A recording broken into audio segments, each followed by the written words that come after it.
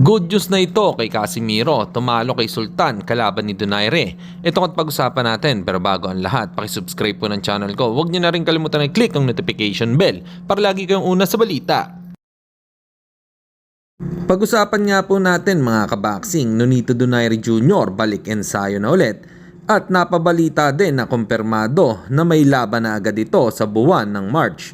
At isa ulit Japanese boxer at ang kanyang mga kalaban ay si Rico Masuda.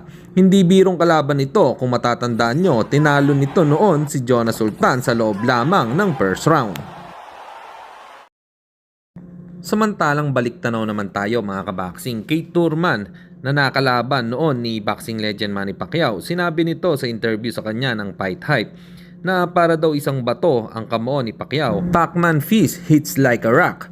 Sa pagkakaalam ko, si Pacquiao lang ang nakapagpabaksak kay Kate Turman.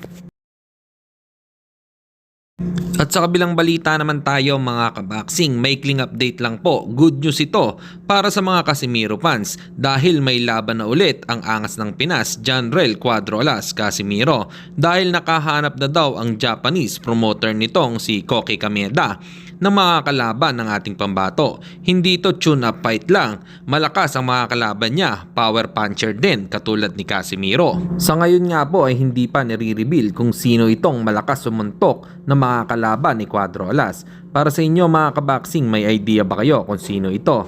Comment lang kayo sa ibaba. Hanggang dito na lang muna ang ating balita. Dito na lang ang aking boxing news report. Babu!